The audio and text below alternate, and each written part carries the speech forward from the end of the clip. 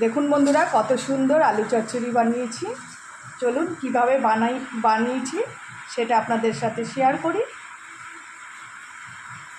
নমস্কার বন্ধুরা, আজকে দারুণ একটা রেসিপি নিয়ে এসেছি। ছোটোখাটো রান্নাঘরে সবাইকে স্বাগত। আজকে বানাবো আমি আলু চচ্চড়ি। রুটি, ভাত, পরোটা সব কিছুতেই কিন্তু এই আলু চচ্চড়িটা খুব ভালো লাগে। চলুন তাহলে কিভাবে রান্না করি। আর এখানে কিন্তু আলুগুলো আমি কেটে ধুয়ে পরিষ্কার করে নিয়েছি। এদিকে তো কড়াই বসিয়ে দিয়েছি গরম করতে। তা আলু চচ্চড়িটাকে রান্না করার জন্য দিয়ে দেবো সর্ষের তেল।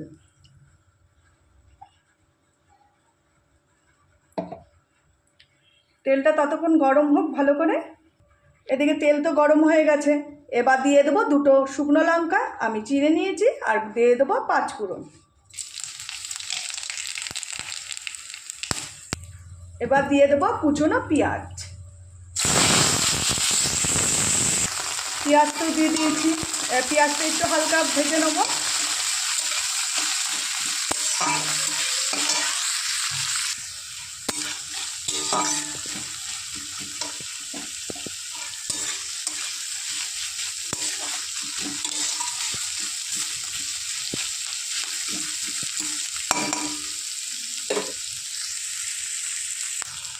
হালকা একটু ভেজে নেওয়ার পর এবার দিয়ে দেবো কেটে রাখা আলু। একসাথে পেঁয়াজ আলু ভাজা ভাজা করে।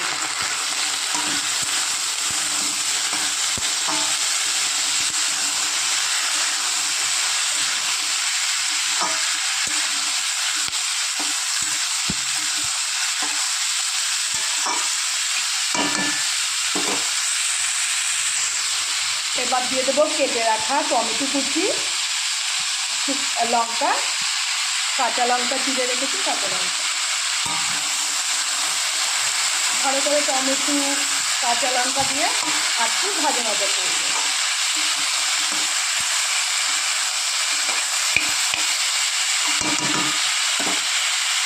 এবার দিয়ে দেবো পরিমাণ মতো লবণ, আর দিয়ে দেবো পরিমাণ মতো হলুদ, আর দিয়ে দেবো কালারের জন্য একটু লাল লঙ্কার গুঁড়ো।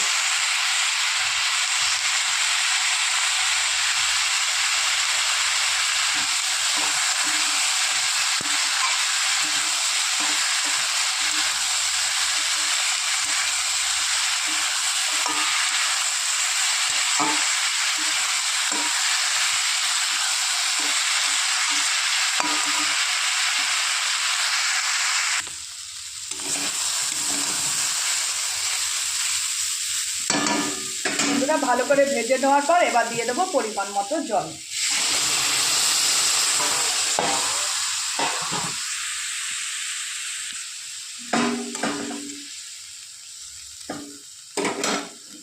এবার একটা থালা দিয়ে ঢেকে দেবো।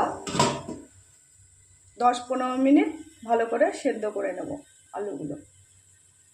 ততক্ষণে তরকারিটা হয়েও যাবে। চলুন বন্ধুরা, এবার ঢাকনি খুলে দেখে নিই কতটা হয়ে এসছে।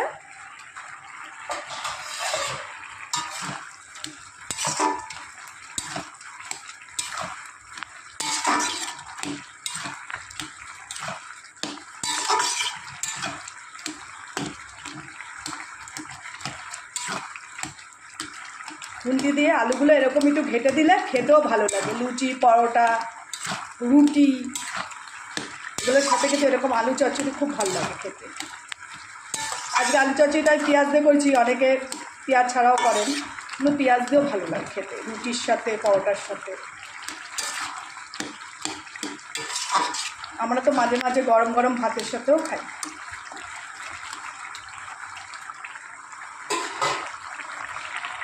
ঝোলটা একটু শুকিয়ে একটু মিষ্টি দিয়ে নামিয়ে নেব। বন্ধুরা, চচ্চড়ি প্রায় আমার হয়ে গেছে। এবার একটু চিনি দিয়ে দেবো। যে কোনো আলু চচ্চড়ি মিষ্টি মিষ্টি হলে খেতেও ভালো লাগে। আর এইদিকে মুসুর ডালে বৃষ্টি হচ্ছে।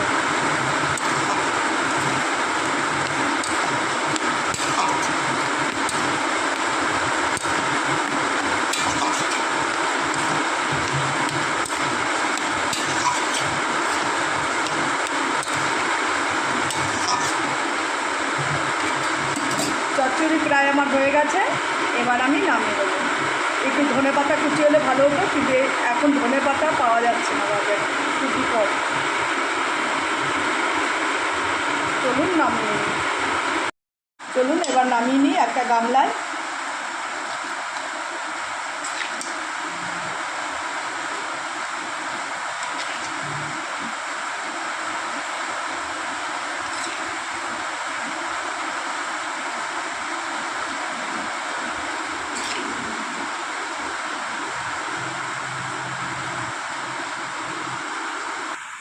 এই হচ্ছে আজকে আমার আলু চচ্চড়ির রেসিপি।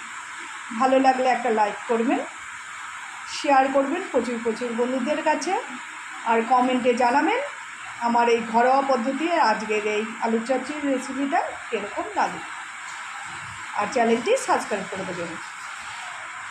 নমস্কার, সবাই ভালো থাকবেন, সুস্থ থাকবেন।